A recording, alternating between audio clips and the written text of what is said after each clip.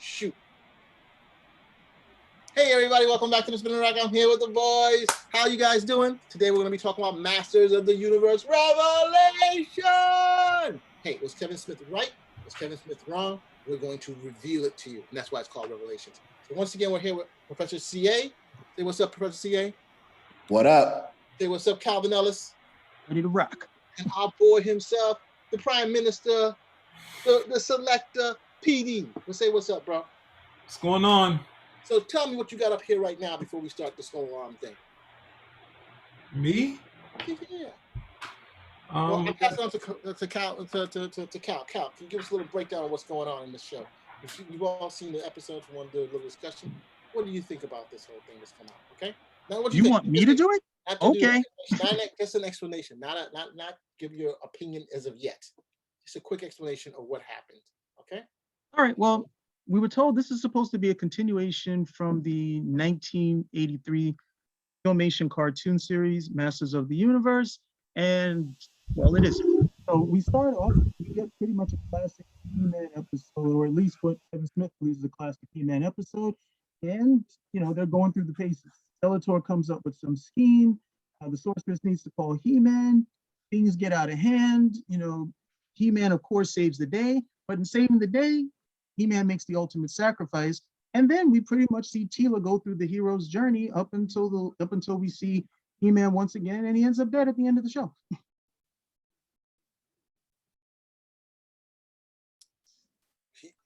Okay, that's a good thing. So hey, let's get straight into it. There are a lot of things coming on with this issue, with this particular show. There's a lot of questions. Hey, there was a lot of controversy with Kevin Smith. People have now started seeing the review, started seeing the movie, and reviews are coming in overall. So I mean, I've watched the show, Professor CA, Calvin, and so has PD. So I'm going to give my interpretation of probably the biggest issue. Did Kevin Smith lie? And I gotta say, just watching this episode, I gotta say I don't think he lied. Watching this series, I don't think he lied. I think that that people could interpret it differently. Now the question is whether the show was as good as it once was. I'm not too sure about that. I think it's geared towards a younger demographic. Clearly, it doesn't seem to translate like some other shows that you would hope, especially these new remakes that they've done. So for me, it didn't hit the mark on a lot of things.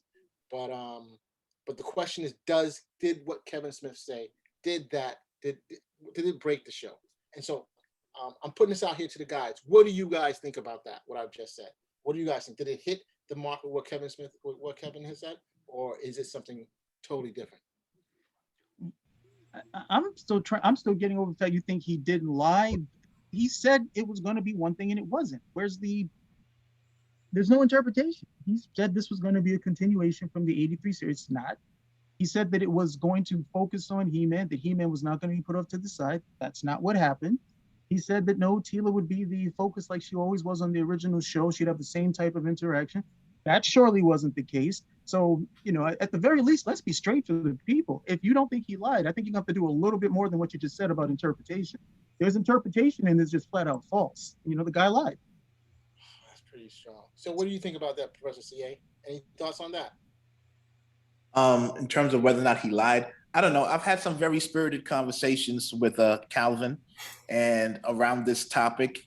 I guess for me, the whole news of all this anger toward Kevin Smith, even before the show popped off, was a little bit off-putting for me. I was like, look, I don't know whether he did this or did that, or if it's a bait and switch. I have not actually seen this show, so I'm not gonna give into that energy. Honestly, there was so much hate being spewed at him that I was actually able to sit down and enjoy the show. It was all the negativity at that point was removed from me, and I was just able to just kind of watch it and kind of say, do I enjoy it or don't I enjoy it?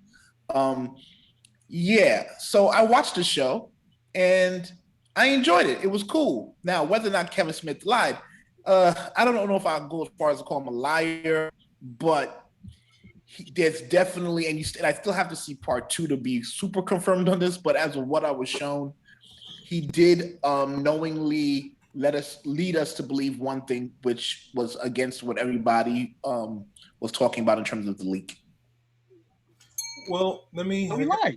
let me chime in here about the show. He definitely, you get on that. He definitely lied. There's no getting around it. He was definitely doing the bait and switch, get you in there with a cool, current animation He-Man, and then it'd be about turning it into, I guess, Buffy or whatever you want to call this sort of thing, Buffy was or good. Xena. Maybe so it's more like Xena. But Xena was good. ultimately, let's deal with the show. Let's now deal with the show as is, right? The show itself, I don't know that Kevin Smith is the guy to be doing animation because it's has the fault of what you can see when a new team of animators get on something. There's a lot of slow moving stuff and a lot of standing around waiting for stuff to happen. Well, And I'm sorry, Pete. I don't mean to cut you, but are you guys familiar with the stuff these guys did before this show? No.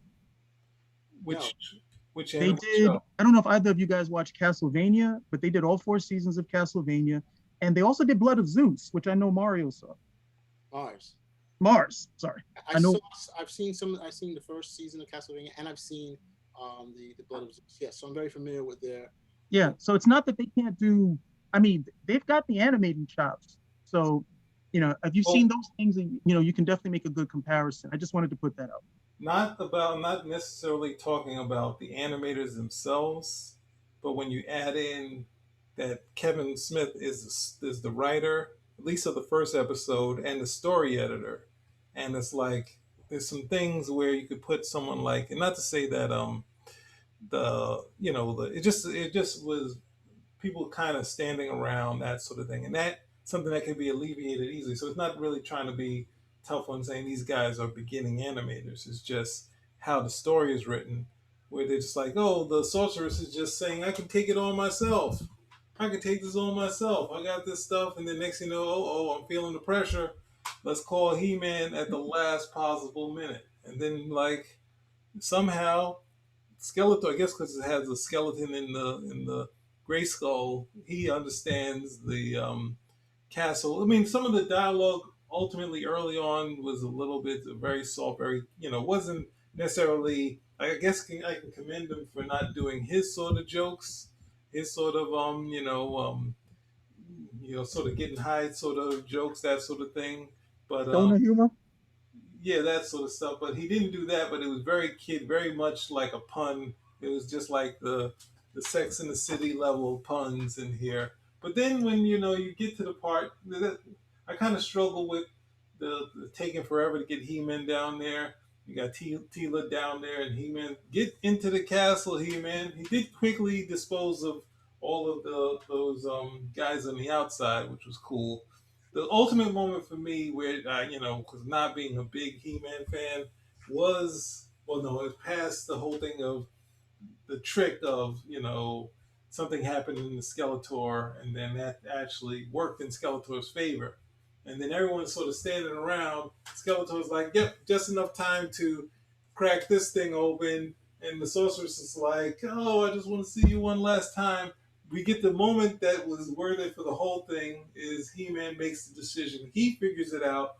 He figures what he can do to help the situation, but there will be a consequence. And of course, you see the two swords, and if you see Adam, this is like possibly Adam's strongest moment in the entire He-Man thing. I haven't seen the middle series for Adam, so maybe there was some better moments for Adam. But for me, not being a big fan of the show and not seeing that many, I was like, wow, this is a good moment, a good sort of thing that we've seen in comics. And I think we've seen a trailer where we've seen Adam later, so he possibly will be back. But at the same time, we had a good Adam moment, a sad moment. But then after that, they got into the whole thing that you can't do in film. You can't lie.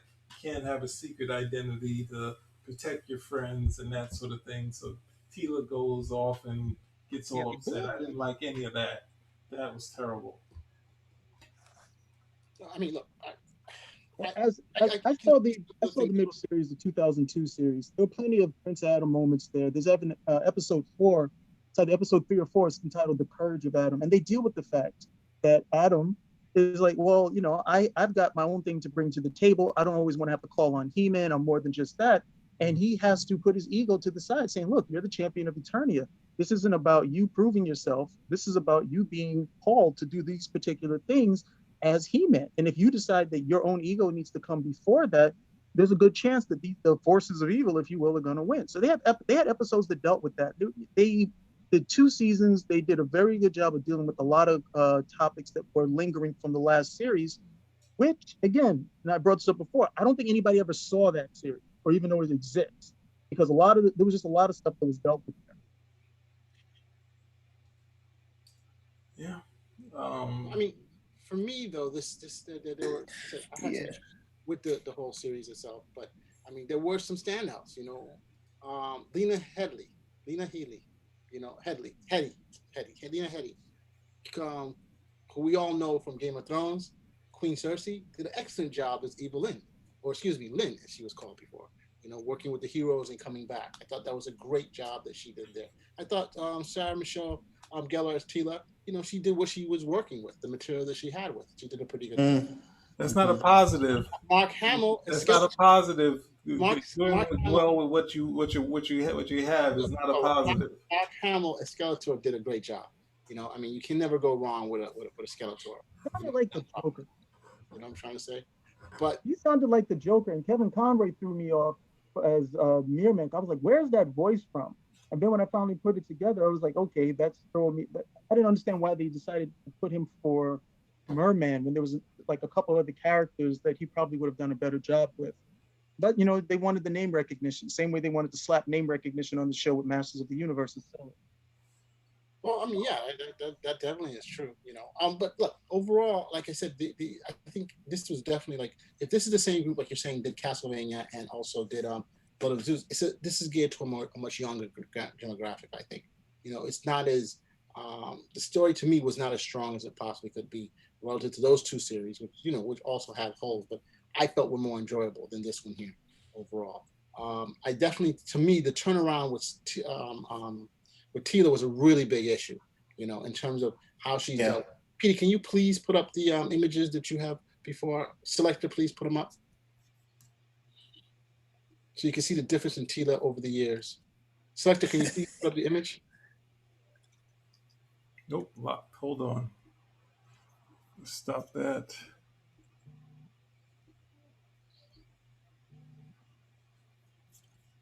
Do you want to give me the power so I can go back into the image again, Peter? Damn. I actually, I guess I'm in the minority, but I liked the first episode. It was pretty. I mean, it was fast paced. Action was happening. The one piece I did enjoy was exactly what you guys have been talking about. Just like 1 second, she's being honored, and then when she actually gets the new title of Man at Arms, but then finds out that Prince Adam is He-Man, and she's all like, "I'm tired of all you MFers and your lies, and I'm through." And it was like, really, that just like that? Like, okay. That was it. That carried out throughout the entire series. I mean, that first episode is very much in vein of what the original series was like. Okay, he was almost doing a paint by numbers thing of the, complete with some stuff that I just felt, had some contempt for the original series. But that first episode, up until the point where He-Man dies, that's almost a carbon copy of what they did on the original series. Then he kills him off and decides to go his own way.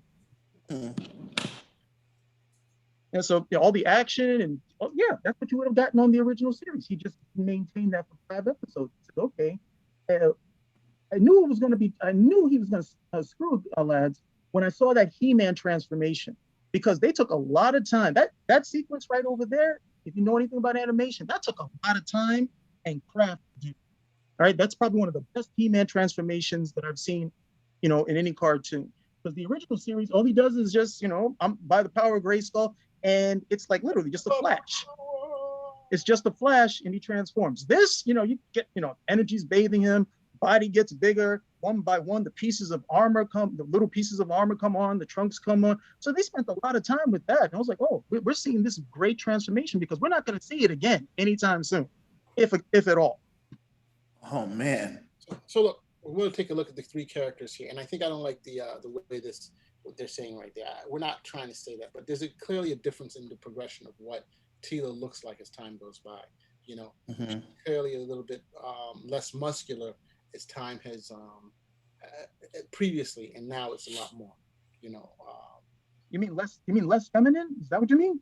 I'm not saying that. I'm just You mean saying. more masculine? Is that what you're saying? You can have some muscles and still, either say it or don't say it. That's pretty much what the pictures are looking at. I'm just saying. You know, You got feminine, a little bit younger but feminine, and then you got, Butch looking right here. I'm not saying that. I'm just saying that it's Tila's character is very different from what we were accustomed to and used to with Tila. And I think that, I think it says a lot where they're like, to become man of arms, you have to be like bloated out, like, and I don't necessarily think that's necessarily the case. I thought that the Tila that was there before was just as good and could have done the character there.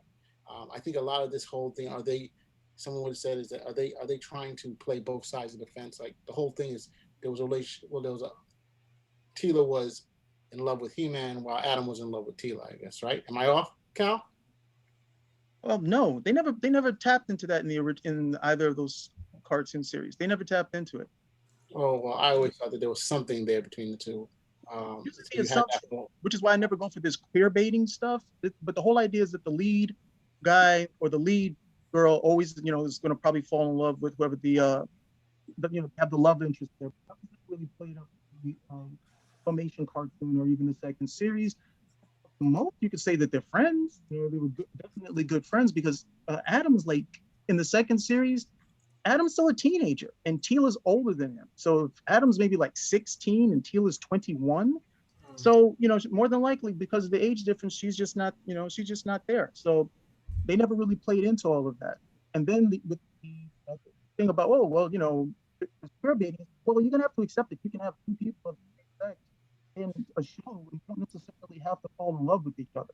Same with the guys and the girls. Well, look at what this person says here when they ask, they say, "Damn, Tila, what happened?" And then the next comment was, "Laugh out loud. I'm not getting into this nonsense again." Kevin Smith said, "We didn't." We don't need to go over. Oh, we don't need to go over that. Let me finish this. It's not done yet. This is sequel. Above, we have Tila looking like a straight up man. Oh. Hopefully, this guy, he had optimistic. He said, hopefully she reverts back to this gorgeous armor before the end of the show. Oh, don't even look at this. This is what you got here with Tila. It's Tila, Pick it up, bro. The new girl. If you get that shot up there and just look at the girl, all freaking buff. They all look like they're benching 250 easy.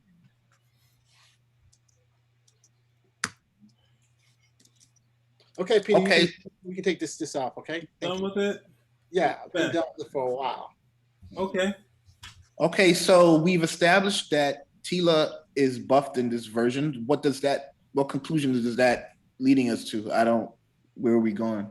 Well, that was an old one saying that he was saying they didn't redesign the characters. And obviously he definitely, as far as Tila, was trying to go, I guess, be on the fence of have a tough girl. So she has to be. Yeah. But this thing, with the community, they could get upset when they see Butch characters from the 80s. And they're like, oh, look, stereotypical Butch character. Then they do they do a redesign. They're like, great, perfect. There's nothing wrong with women having muscles, okay? The only thing that we're talking about here is just that some people did not expect the character to look like this. I think another thing, too, is that the character, the very fact that she's thrown away the mantle of man at arms, that she's upset with everybody. She's the focus of the whole show for the first 5 episodes. And I've told this to Cal, I think probably in the second season, the next 5, there may be a change where... in the next season or 3 years down the line, they'll fix it. They'll put it back together later. I think this was the whole... Don't worry about it. They got a bridge for sale. I said, hey, you stop that. This is the whole line to get people in to see it, the controversy, and then bam, they come back with Adam being He-Man. Because, He-Man, I'm going to give the spoiler, He-Man is killed by Skeletor. A great move by Skeletor overall, and what he was doing, because him and Skeletor were supposedly dead. He-Man went to paradise where he met other He-Mans, and you have, other He-Mans.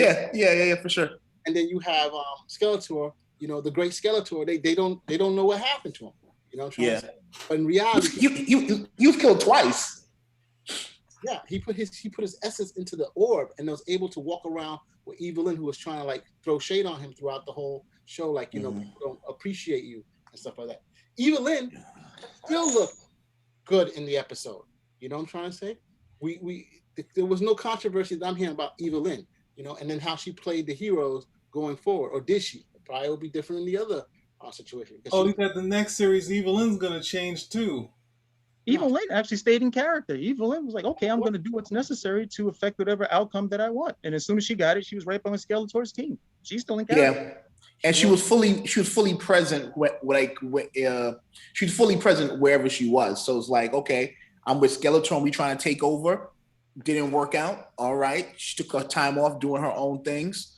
Then when it seems like they realized the whole new goal was to bring magic back, she joined the sorceress and was like, all right, we're going to do this. And then I actually did really enjoy the character work when they were all paired off and she was paired with Orko. I actually enjoyed that. Like they had some connectivity and they actually kind of like shared some chemistry. I thought they had pretty good chemistry together as characters.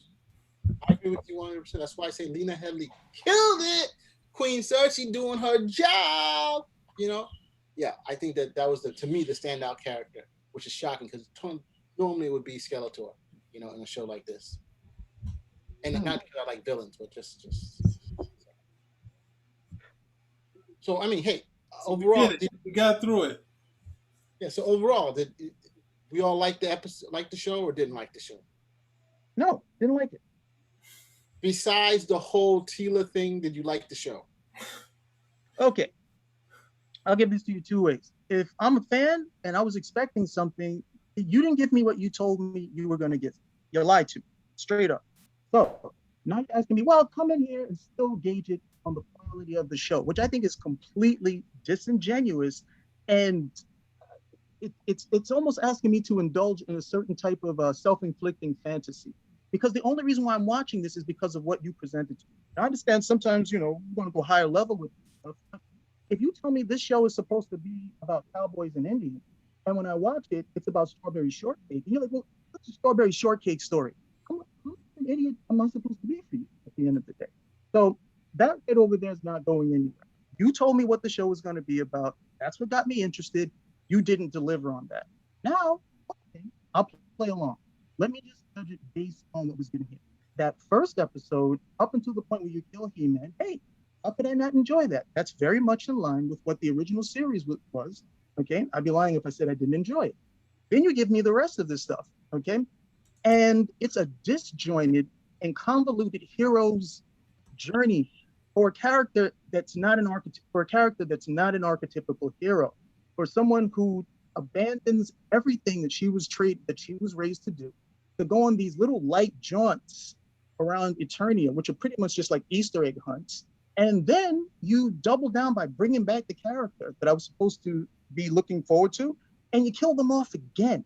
So, I'm looking at this again based on what you're giving me. It's like you don't want me to enjoy this. You're setting me up, you're setting me up to take tumbles more than enough throughout the series. Now, again, I'm taking this from the perspective of somebody who actually wanted to watch a story about He-Man.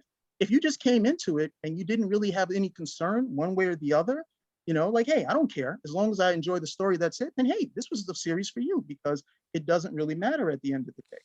I'm trying to take the perspective of somebody who was like, wow, yeah, He-Man, haven't seen this guy in years. Or saw the trailer and said, wow, this looks really interesting. I want to see more about this guy that you are highlighting in the trailer. And then you get the whole bait and switch at the end of the day. You're asking these guys to come over here and really bend over backwards for you, and you're treating them with the contempt. How are you going to like that? Okay, so I guess that's a no. Hell no. I think I'm surprised it took you guys so long for me, when I watched the first episode, once Teela got all upset about the whole thing about them not knowing, that's when to me the episode went downhill. That was my issue with it there. And the fact that was a central focus throughout, which I just don't get it. I didn't feel the need for that. But overall, I mean, wasn't that crazy about it overall, but it was okay. And of course, stand out once again, man. Evelyn did her thing. CA, you want to say anything here? I enjoyed it. I was entertained. I watched it the whole way through. Pretty much okay. But to be fair, it is what Cal is saying, because it's like there's no excuses for the fact that it was advertised as He-Man in a way in terms of the clips that were shown. Most of the clips were flashback, and this was Teela's hero's journey. She refused the call. She took the call. She answered the call. She went to the underworld. She got the boon, which was the sword. She came back, and it was kind of like, for somebody who's watching it, who wants to enjoy it, it was a little bit confusing, because once you got all this investment and you got to the heaven version, what's that, Preternia, the heaven version, which I thought was dope, because you got to see all these other ancestors of He-Man who had come before, and there was some interesting like notes that like Adam chose to be in his Adam form, or his quote unquote lesser form. Then so I'm intrigued by the story, but then when he leaves, and they're warning him off. They're giving him warning of warning. He's like, look, bro, I don't know if you want to go back, because if you go back, you're going to die.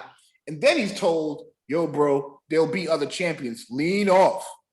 And then he's told, you sure you want to go and do this? He's like, yeah. And then I'm sitting there like, why is Teela still holding the sword? Like, why has Teela got the sword on her back? And then they get back, and then she finally begrudgingly gives it to Adam, but then you feel like, then what was all of the work that Teela went through for? And it was for this big setup to kind of have, Skeletor, ultimately stab Adam, through the gut. And then and which I thought the writing was, I don't think the writing was geared for children as much, because I feel like, one, they did things in this series that maybe they didn't do before. Like, the sword was actually used to harm someone. Like, it was run through him. He ran it through Skeletor to his demise. So he essentially almost killed Skeletor. And I was excited at where they left it, but it was a cliffhanger, and I'm still not even sure, like, what is the boards and the chess pieces to use some lesser characters to kind of bring out stakes, like kill Mossman, who was barely reintroduced, kill off Orko just when he was getting to be something, the character fulfillment there. But yeah, like, overall, like, I'm gonna watch part two.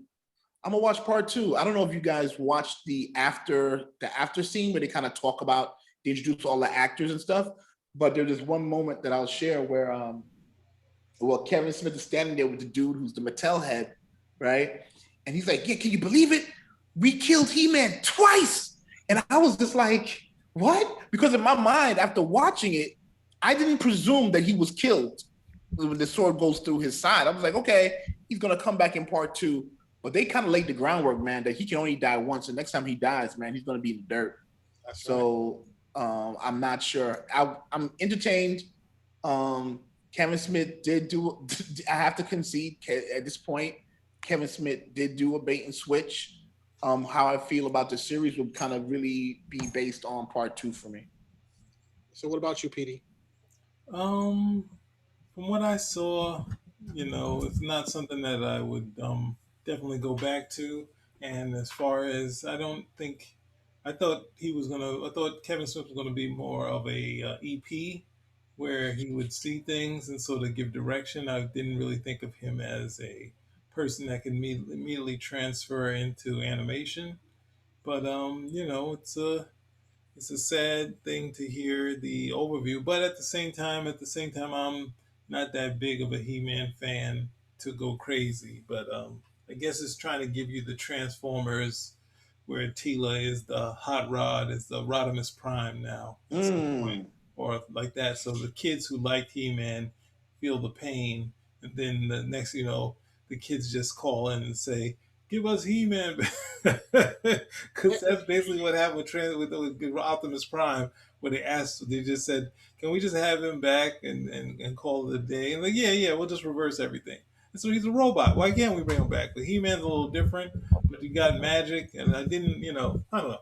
It's not something that was necessarily my cup of tea. The couple things that I liked wasn't enough to bring me in, and then to to try to wait for the next series to see something, or is there a quest for He-Man or whatever? Or I can't. That's for any of you He-Man fans to do now. You got, it's not much for Yeah. me. I got to ask a question. So, do you think that's why the show is no longer called He-Man Masters of the Universe and the Masters of the Universe? Now it's just called Masters of the Universe. Yeah, That's a but misnomer. it doesn't It, feel like it's the Masters of the Universe without He-Man. You it can was always Masters of the Universe. It was always Masters of the Universe until they did the Filmation cartoon. Filmation is when you get that is when you get some differentiation in terms of titling. But it's always been I mean, from the first time the toys came out to the first comics, Masters of the Universe. Filmation was the first, and for the longest period of time, the only time where you had that billing structure with Masters of the Universe and He-Man.